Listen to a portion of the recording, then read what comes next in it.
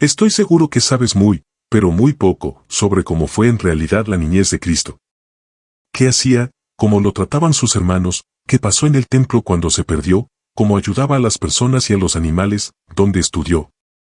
Estas y muchas cosas más, analizaremos en esta hermosa historia del niño más espectacular que haya caminado por esta tierra alguna vez. Vamos. Jesús pasó su niñez y juventud en una aldea de montaña. No había en la tierra lugar que no habría resultado honrado por su presencia. Habría sido un privilegio para los palacios reales recibirle como huésped. Pero él pasó por alto las mansiones de los ricos, las cortes reales y los renombrados atrios del saber, para vivir en el obscuro y despreciado pueblo de Nazaret. Es admirable por su significado el breve relato de sus primeros años, y el niño crecía, y fortalecíase, y se henchía de sabiduría, y la gracia de Dios era sobre él. En el resplandor del rostro de su padre, Jesús crecía en sabiduría, y en edad, y en gracia para con Dios y los hombres. Su inteligencia era viva y aguda, tenía una reflexión y una sabiduría que superaban a sus años. Sin embargo, su carácter era de hermosa simetría. Las facultades de su intelecto y de su cuerpo se desarrollaban gradualmente, en armonía con las leyes de la niñez. Durante su infancia, Jesús manifestó una disposición especialmente amable. Sus manos voluntarias estaban siempre listas para servir a otros. Revelaba una paciencia que nada podía perturbar y una veracidad que nunca sacrificaba la integridad. En los buenos principios, era firme como una roca, y su vida revelaba la gracia de una cortesía desinteresada. Con profundo interés, la madre de Jesús miraba el desarrollo de sus facultades y contemplaba la perfección de su carácter. Con deleite trataba de estimular esa mentalidad inteligente y receptiva. Mediante el Espíritu Santo recibió sabiduría para cooperar con los agentes celestiales en el desarrollo de este niño que no tenía otro padre que Dios. Desde los tiempos más remotos, los fieles de Israel habían prestado mucha atención a la educación de la juventud. El Señor había indicado que, desde la más tierna infancia, debía enseñarse a los niños su bondad y grandeza, especialmente en la forma en que se revelaban en la ley divina y en la historia de Israel. Los cantos, las oraciones y las lecciones de las Escrituras debían adaptarse a los intelectos en desarrollo. Los padres debían enseñar a sus hijos que la ley de Dios es una expresión de su carácter, y que al recibir los principios de la ley en el corazón, la imagen de Dios se grababa en la mente y el alma. Gran parte de la enseñanza era oral, pero los jóvenes aprendían también a leer los escritos hebreos, y podían estudiar los pergaminos del Antiguo Testamento. En los días de Cristo, el pueblo o ciudad que no hacía provisión para la instrucción religiosa de los jóvenes, se consideraba bajo la maldición de Dios. Sin embargo, la enseñanza había llegado a ser formalista. La tradición había suplantado en gran medida a las Escrituras. La verdadera educación debía inducir a los jóvenes a que buscasen a Dios, si en alguna manera, palpando, le hallen. Pero los maestros judíos dedicaban su atención al ceremonial. Llenaban las mentes de asuntos inútiles para el estudiante, que no podían ser reconocidos en la escuela superior del cielo. La experiencia que se obtiene por una aceptación personal de la palabra de Dios, no tenía cabida en su sistema educativo. Absortos en las ceremonias externas, los alumnos no encontraban tiempo para pasar horas de quietud con Dios. No oían su voz que hablaba al corazón. En su búsqueda de conocimiento, se apartaban de la fuente de la sabiduría. Los grandes hechos esenciales del servicio de Dios eran descuidados. Los principios de la ley eran obscurecidos. Lo que se consideraba como educación superior era el mayor obstáculo para el desarrollo verdadero. Bajo la preparación que daban los rabinos, las facultades de la juventud eran reprimidas. Su intelecto se paralizaba y estrechaba. El niño Jesús no recibió instrucción en las escuelas de las sinagogas. Su madre fue su primera maestra humana. De labios de ella y de los rollos de los profetas, aprendió las cosas celestiales. Las mismas palabras que él había hablado a Israel por medio de Moisés, le fueron enseñadas sobre las rodillas de su madre. Y al pasar de la niñez a la adolescencia, no frecuentó las escuelas de los rabinos. No necesitaba la instrucción que podía obtenerse de tales fuentes, porque Dios era su instructor. La pregunta hecha durante el ministerio del Salvador, ¿cómo sabe este letras?, no habiendo aprendido, no indica que Jesús no sabía leer, sino meramente que no había recibido una educación rabínica. puesto que él adquirió saber como nosotros podemos adquirirlo. Su conocimiento íntimo de las Escrituras nos demuestra cuán diligentemente dedicó sus primeros años al estudio de la palabra de Dios. Delante de él se extendía la gran biblioteca de las obras de Dios. El que había hecho todas las cosas, estudió las lecciones que su propia mano había escrito en la tierra, el mar y el cielo. Apartado de los caminos profanos del mundo, adquiría conocimiento científico de la naturaleza. Estudiaba la vida de las plantas, los animales y los hombres. Desde sus más tiernos años, fue dominado por un propósito, vivió para beneficiar a otros. Para ello, hallaba recursos en la naturaleza, al estudiar la vida de las plantas y de los animales concebía nuevas ideas de los medios y modos de realizarlo. Continuamente trataba de sacar de las cosas que veía ilustraciones con las cuales presentar los vivos oráculos de Dios. Las parábolas mediante las cuales, durante su ministerio, le gustaba enseñar sus lecciones de verdad, demuestran cuán abierto estaba su espíritu a la influencia de la naturaleza, y cómo había obtenido enseñanzas espirituales de las cosas que le rodeaban en la vida diaria.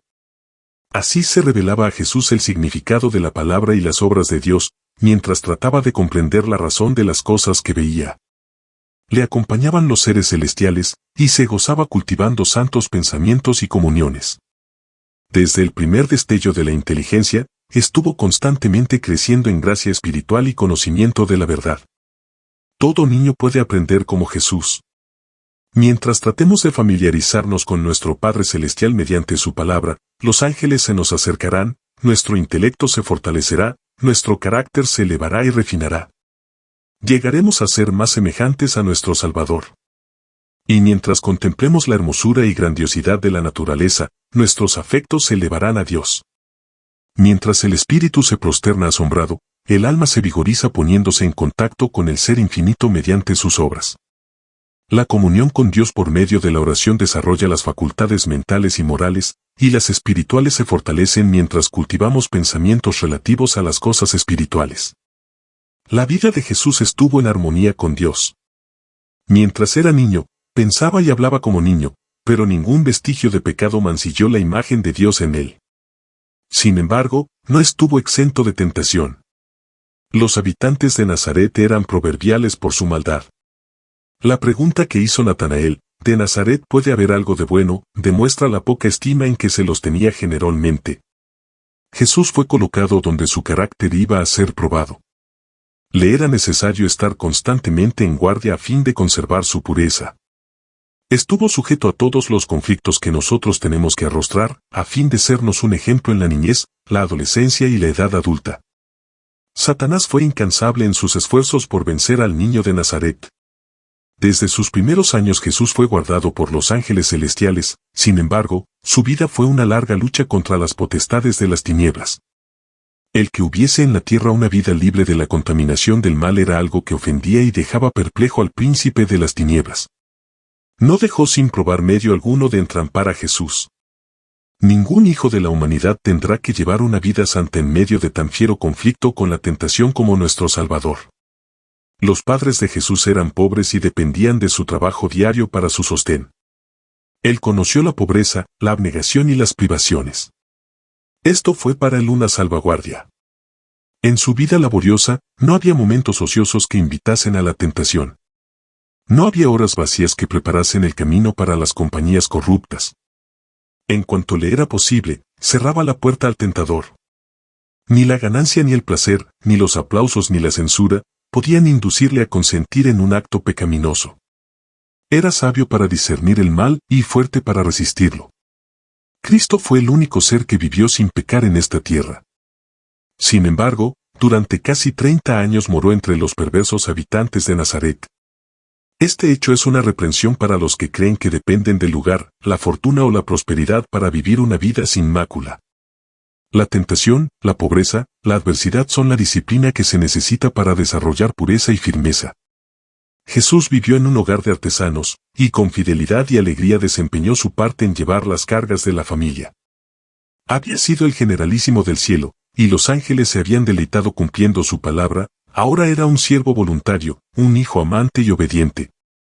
Aprendió un oficio, y con sus propias manos trabajaba en la carpintería con José.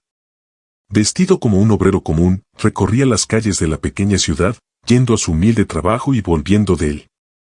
No empleaba su poder divino para disminuir sus cargas ni aliviar su trabajo. Mientras Jesús trabajaba en su niñez y juventud, su mente y cuerpo se desarrollaban. No empleaba temerariamente sus facultades físicas, sino de una manera que las conservase en buena salud, a fin de ejecutar el mejor trabajo en todo ramo. No quería ser deficiente ni aun en el manejo de las herramientas. Fue perfecto como obrero, como lo fue en carácter. Por su ejemplo, nos enseñó que es nuestro deber ser laboriosos, y que nuestro trabajo debe cumplirse con exactitud y esmero, y que una labor tal es honorable. El ejercicio que enseña a las manos a ser útiles, y prepara a los jóvenes para llevar su parte de las cargas de la vida, da fuerza física y desarrolla toda facultad. Todos deben hallar algo que hacer benéfico para sí y para otros. Dios nos asignó el trabajo como una bendición, y solo el obrero diligente halla la verdadera gloria y el gozo de la vida. La aprobación de Dios descansa con amante seguridad sobre los niños y jóvenes que alegremente asumen su parte en los deberes de la familia y comparten las cargas de sus padres. Los tales, al salir del hogar, serán miembros útiles de la sociedad. Durante toda su vida terrenal, Jesús trabajó con fervor y constancia. Esperaba mucho resultado, por lo tanto intentaba grandes cosas. Después que hubo entrado en su ministerio, dijo: «Conviéneme obrar las obras del que me envió, entre tanto que el día dura, la noche viene, cuando nadie puede obrar». Jesús no rehuyó los cuidados y la responsabilidad, como los rehuyen muchos que profesan seguirle. Y debido a que tratan de eludir esta disciplina, muchos son débiles y faltos de eficiencia. Tal vez posean rasgos preciosos y amables, pero son cobardes y casi inútiles cuando se han de arrostrar dificultades y superar obstáculos. El carácter positivo y enérgico, sólido y fuerte que manifestó Cristo, debe desarrollarse en nosotros, mediante la misma disciplina que Él soportó. Y a nosotros se nos ofrece la gracia que recibió Él. Mientras vivió entre los hombres, nuestro Salvador compartió la suerte de los pobres. Conoció por experiencia sus cuidados y penurias, y podía consolar y estimular a todos los humildes trabajadores. Los que tienen un verdadero concepto de la enseñanza de su vida, no creerán nunca que deba hacerse distinción entre las clases, que los ricos han de ser honrados más que los pobres dignos. Jesús trabajaba con alegría y tacto. Se necesita mucha paciencia y espiritualidad para introducir la religión de la Biblia en la vida familiar y en el taller, para soportar la tensión de los negocios mundanales, y, sin embargo, continuar deseando sinceramente la gloria de Dios. En esto Cristo fue un ayudador. Nunca estuvo tan embargado por los cuidados de este mundo que no tuviese tiempo o pensamientos para las cosas celestiales. A menudo expresaba su alegría cantando salmos e himnos celestiales.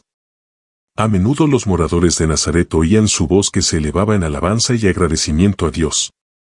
Mantenía comunión con el cielo mediante el canto, y cuando sus compañeros se quejaban por el cansancio, eran alegrados por la dulce melodía que brotaba de sus labios. Sus alabanzas parecían ahuyentar a los malos ángeles, y como incienso, llenaban el lugar de fragancia. La mente de los que le oían se alejaba del destierro que aquí sufrían para elevarse a la patria celestial. Jesús era la fuente de la misericordia sanadora para el mundo, y durante todos aquellos años de reclusión en Nazaret, su vida se derramó en raudales de simpatía y ternura. Los ancianos, los tristes y los apesadumbrados por el pecado, los niños que jugaban con gozo inocente, los pequeños seres de los vergeles, las pacientes bestias de carga, todos eran más felices a causa de su presencia. Aquel cuya palabra sostenía los mundos podía agacharse a aliviar un pájaro herido. No había nada tan insignificante que no mereciese su atención o sus servicios. Así, mientras crecía en sabiduría y estatura, Jesús crecía en gracia para con Dios y los hombres. Se granjeaba la simpatía de todos los corazones, mostrándose capaz de simpatizar con todos. La atmósfera de esperanza y de valor que le rodeaba hacía de él una bendición en todo hogar. Y a menudo, en la sinagoga, los sábados, se le pedía que leyese la lección de los profetas, y el corazón de los oyentes se conmovía al ver irradiar una nueva luz de las palabras familiares del texto sagrado. Sin embargo, Jesús rehuía la ostentación. Durante todos los años de su estada en Nazaret, no manifestó su poder milagroso. No buscó ninguna posición elevada, ni asumió títulos. Su vida tranquila y sencilla, y aun el silencio de las Escrituras acerca de sus primeros años, nos enseñan una lección importante. Cuanto más tranquila y sencilla sea la vida del niño, cuanto más libre de excitación artificial y más en armonía con la naturaleza, más favorable será para el vigor físico y mental y para la fuerza espiritual. Jesús es nuestro ejemplo. Son muchos los que se espacian con interés en el periodo de su ministerio público, mientras pasan por alto la enseñanza de sus primeros años. Pero es en su vida familiar donde es el modelo para todos los niños y jóvenes. El Salvador condescendió en ser pobre, a fin de enseñarnos cuán íntimamente podemos andar con Dios nosotros los de suerte humilde. Vivió para agradar, honrar y glorificar a su Padre en las cosas comunes de la vida. Empezó su obra consagrando el humilde oficio del artesano que trabaja para ganarse el pan cotidiano. Estaba haciendo el servicio de Dios tanto cuando trabajaba en el banco del carpintero como cuando hacía milagros para la muchedumbre. Y todo joven que siga fiel y obedientemente el ejemplo de Cristo en su humilde hogar, puede aferrarse a estas palabras que el Padre dijo del por el Espíritu Santo: He aquí mi siervo, yo le sostendré, mi escogido, en quien mi alma toma contentamiento.